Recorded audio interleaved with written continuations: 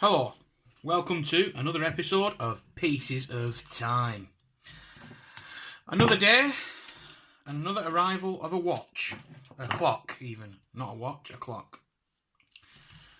This time, another Metamec, but a wooden Metamec. How'd you like that for a grand unveiling? Did you like that? It's nice, wasn't it? Bit of a grand unveiling for you there, from under the bubble wrap. Okay, so we've got this little vintage, quite understated really, Art Deco style.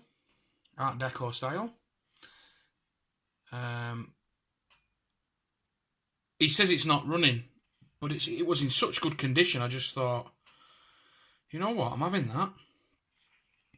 that. It's got a very similar sized dial to what we're used to. It's got applied numerals and indices. All look fresh and new still.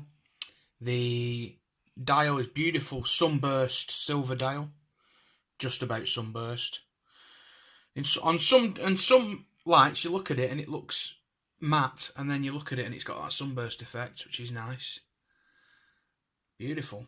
Really nice, really nice. It's got this trim here. It's really nice. Okay, so the movement itself looks like quite an old movement. I don't know if it is. These buttons, these knurled knobs, seem to be quite hard to move.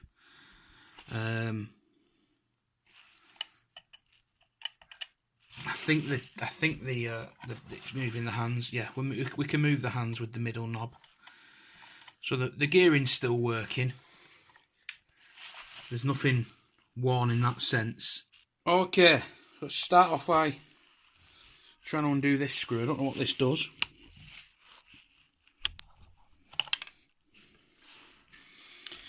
Take that one out.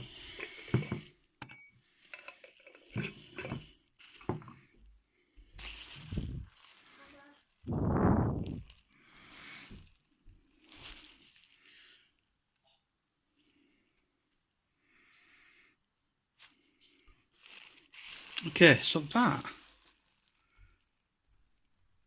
little port there appears to be some sort of greasing port or something. Doesn't seem to do anything, so we might as well put that back on. Okay.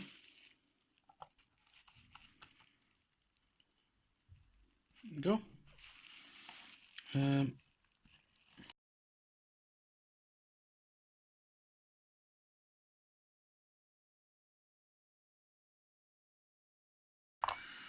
Pretty sure I'll be having to put that on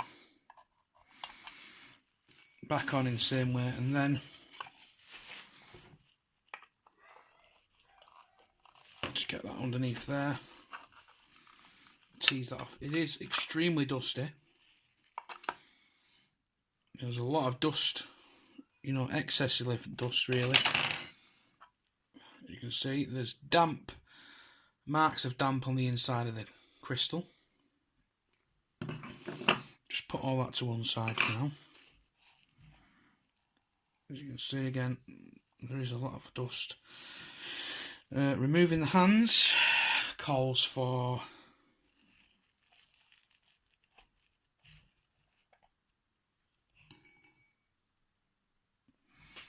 that. You should not remove the hands like this. In fact, I'm not going to do that. It's such a butcherous way to do it. I'm going to get this piece of eye.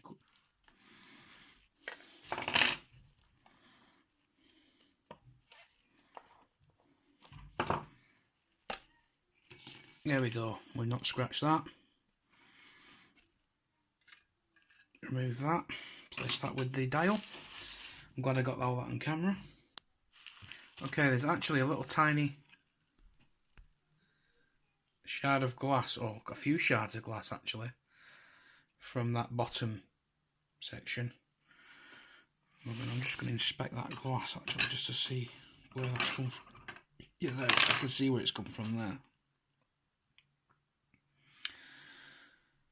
Slight chip in the glass. Shouldn't make any difference. You probably can't even see it behind the bezel. That needs cleaning badly. Okay, so there we go. That's that. We'll clean this dial up best we can. I'm just going to throw that to one side so I'm not getting it in my fingers. Okay. And then we just unscrew these free. Fast forward this bit. And then the movement comes off. Movement comes off just like that. I've got a feeling that this has probably got problems, this one. Oh yeah. Oh yeah. You see this, how this is all green? That is not good. At some point, it's been subject to some damp. We're going to test this for resistance with the multimeter, and I'm going to tell you now, I don't hold much hope out of this. I should have just done this on the wires, but I wanted to dismantle it and have a look. So we're going to test the resistance on these two terminals.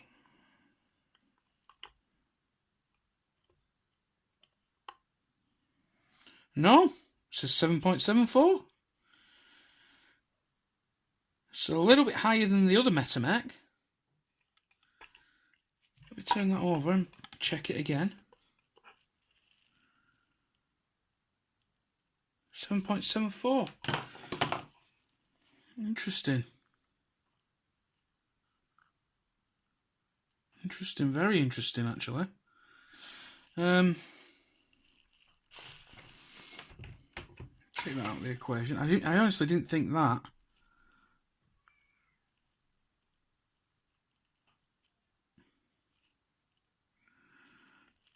I wonder. Oh. I've just broken that. I don't think that's made to be removed. So how are you supposed to remove the movement? Are you not supposed to remove the movement?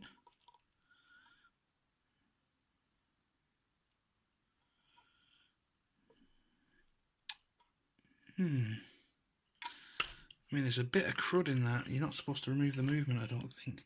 So I've just broken a piece off that there, which is no, it's not the end of the world, but I'd rather not break things. It's just a little piece of brass off one of those uprights there. You can see how it's supposed to look. You see where I've just bloody broke it. I honestly didn't think that had happened, but I don't think those are removable. Okay.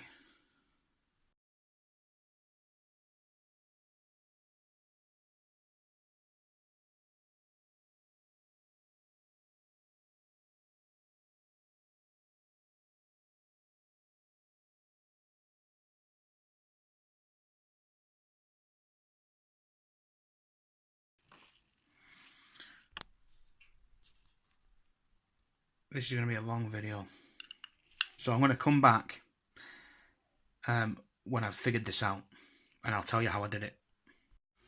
Right, so I've done the unthinkable here. I've actually got the old wire from the old clock and plugged it in. Now, I've took it apart and I've discovered a few things. So first of all,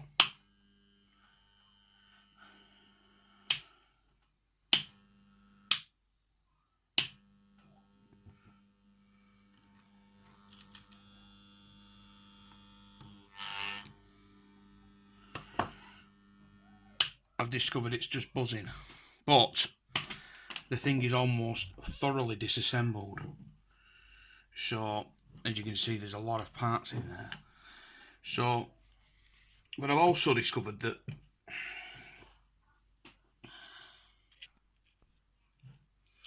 this gearing is completely gummed up. You can see the amount of filth on that's come away there, flicked up at it, because it spins quite fast, this. This, I'm going to clean this out. This was gummy. I can feel it sticky on my fingers. The top not so bad, but the bottom definitely was very gummy. I think it's been subjected to some lubrication from above, which means it's, as they've lubricated it, it's just they've switched it on to let it move around, and it's just all gone to the bottom. I don't know if we can get inside. You can see the pinion it runs in, which should have oil in. It's probably going to be filthy. Once again, excuse the rummage in here while I get the old toothpick out. Come on. I'm going to try and dig around in that hole a little bit. Just see how much filth's in there. Yeah, there's a bit of filth. Whether I can... Let me snap the end of that off.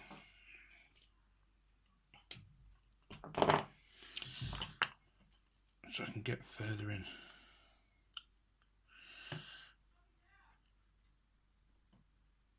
Yeah, it's dirty.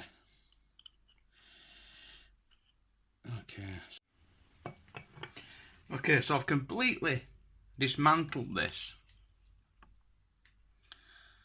And I've noticed that a lot of the stuff is absolutely caked. Can you see where I've rubbed that off? What colour that's supposed to be?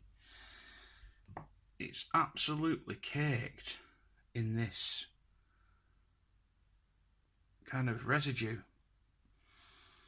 And it's not burnt residue, it's like mould. Almost like someone's put organic oil in it. Like cooking oil. That's the only thing I can think. And if you look in the movement, it's the same with this one, which had a lot of fluff kind of built up around here, which was the bottom side. So it all needs cleaning. I'm going to give it all a clean and see if we can salvage something. At the very least, I mean, this is in a bad state, this coil, but it does buzz. So we might get a few years use out of it. I'm not entirely sure whether it's safe enough to use, but it's very interesting.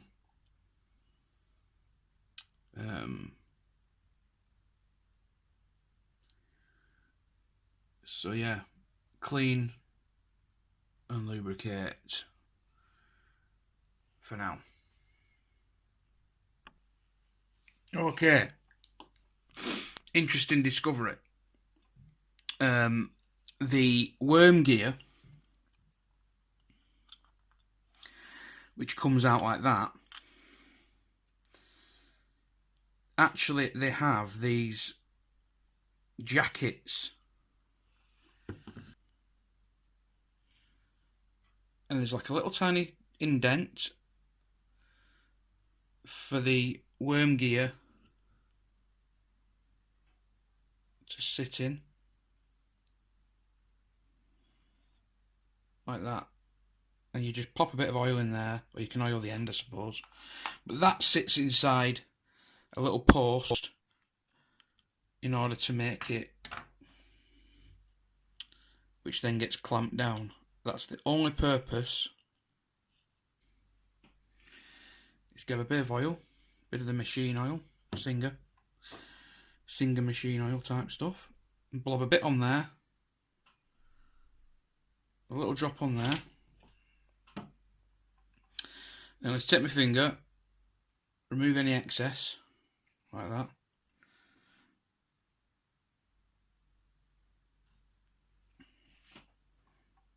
Clean any off that gear.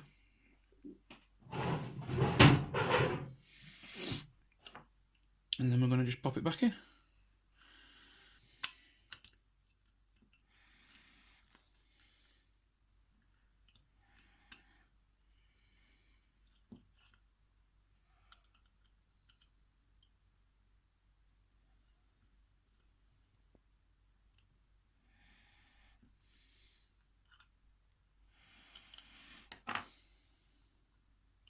Oh, that's lovely. That is lovely. I'm well aware that the white is too bright there. There we go. So we tighten that back down. And then if you look now, before when I span it, it span a millimetre and then stopped. Now we've got real movement on there. That's good. Okay, so I've freed up these two pivots because they were really stiff and wouldn't actually turn from the outside. That's the starting pivot. Starting fixing. Anyway, I'll reassemble and get back to you. Okay, so I've got most of it back together. It's not difficult at all. It all goes together. There's only about 4 wheels in it. 3 wheels, 4 wheels, 3. Yeah, I'm not left any. Oh yeah, there's a couple in the top in the lid here. But what you got to do when you put these back together is as you're working, you've got to put this plate on top, which is what holds this lot about here. And you've got to make sure that this one in particular doesn't pop out. Yeah? I know nobody's likely to watch this video and actually use it as a how-to, because these things are dead in the water, aren't they? Let's be honest. I'm pissing in the wind here, but I don't care. Right, quick update. So I put it all back together, and I was gonna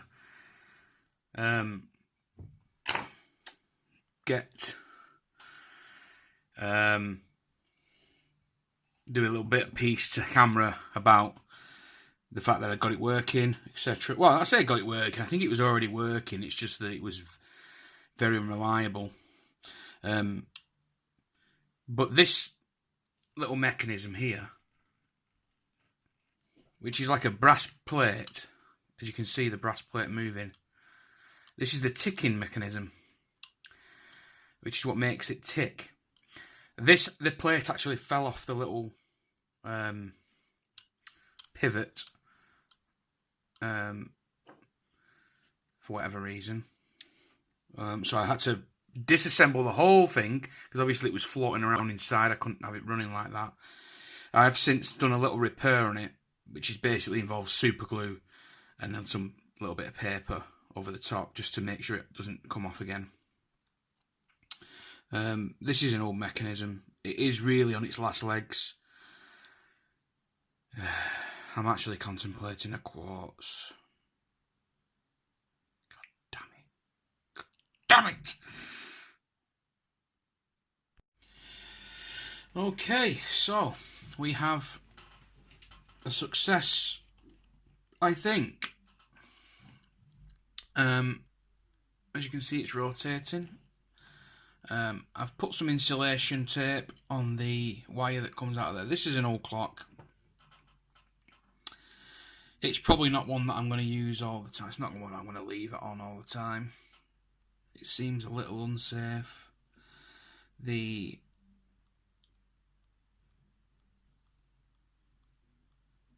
brass connection, the electrical connection is very close to the brass laminates, the metal laminates, which is in contact with the brass, which, as we all know, is a very good conductor of electricity. And all I've got around there is a tiny bit of insulation tape. So I don't fancy trying to turn the clock one day and getting electrocuted. It's not my cup of tea. Just put an arm on just to see if it's running, and it is. You can see it's running. Interesting thing about this clock, it has a tick function. If I raise this up,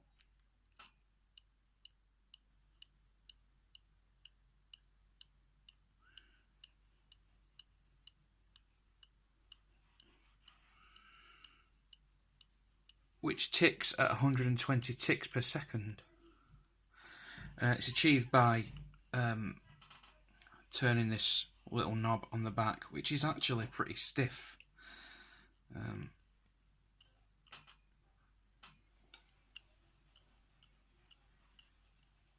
And doesn't stay on.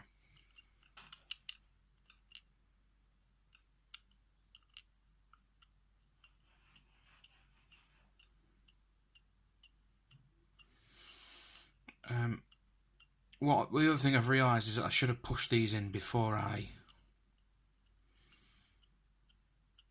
reassembled it, because it becomes very difficult to push them in.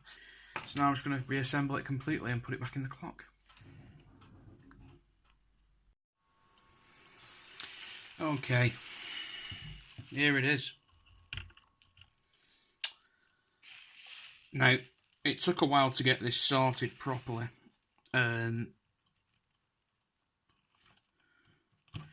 but I got there in the end. I've polished the bezel. As you can see, it's nice. It did have a few sort of pock marks on there. Clean the inside of the dial. Wood came up really well with just a wipe down, you know. Could have done with probably some Mr. Muscle wood polish. Would have been good for it. Might still do that yet. So couldn't get it running, and I don't know if you can hear that. I've got the tick function working.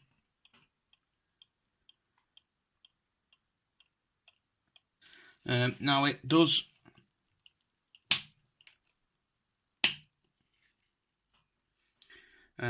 need starting.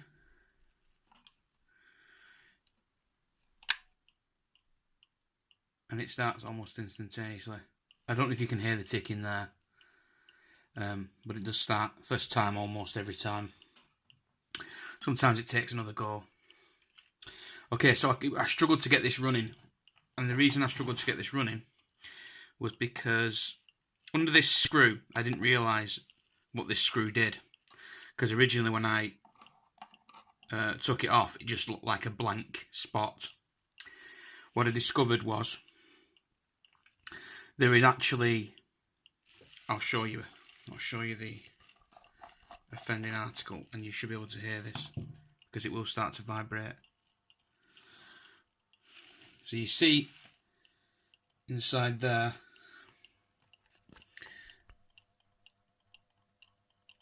I don't know if you can just see that moving.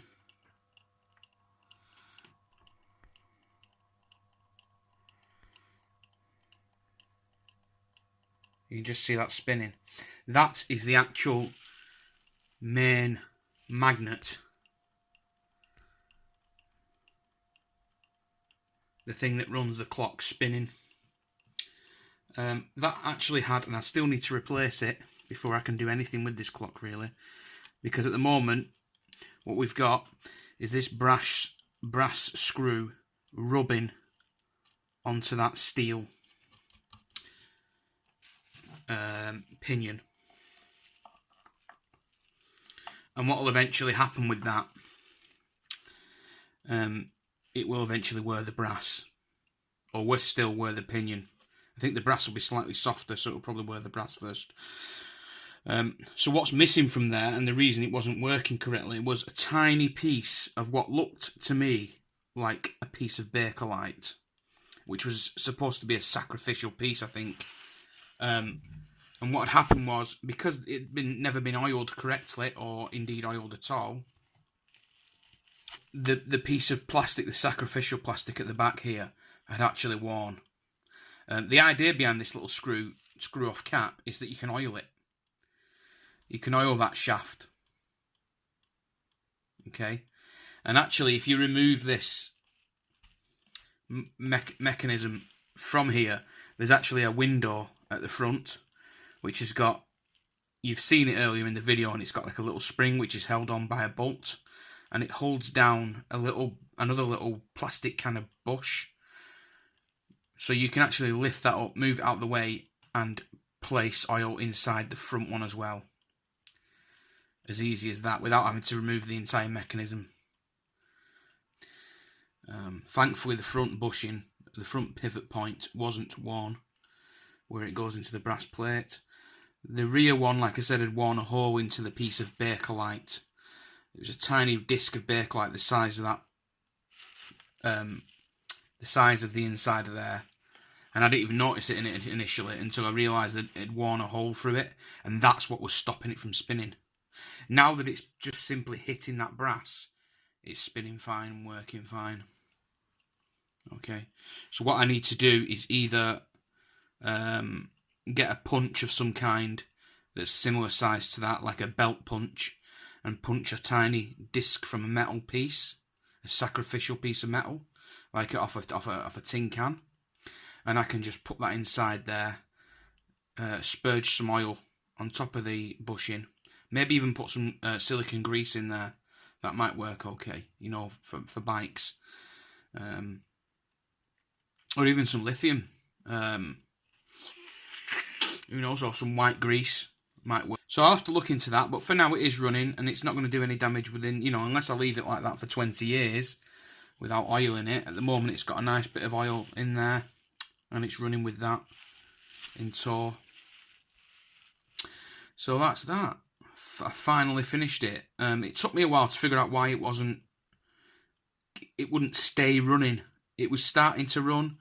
I wish I'd have done a little video of that, but when you're doing these things, things take so long that you never think there's going to be an end to it. So you just turn the camera off, and then as you're scratching your head, all of a sudden you go, oh, what's that? And the camera's not on, and before you know it, you've sort of corrected the problem, or rather temporarily corrected the problem, which for me was to remove the tiny piece, the tiny disc inside, remove that, and it basically started running perfectly almost instantaneously. And it's because the little pinion was getting wedged inside the plastic. So there we go. Hope you've enjoyed that.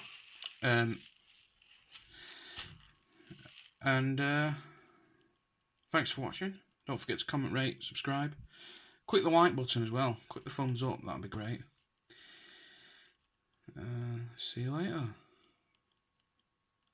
Please do come again.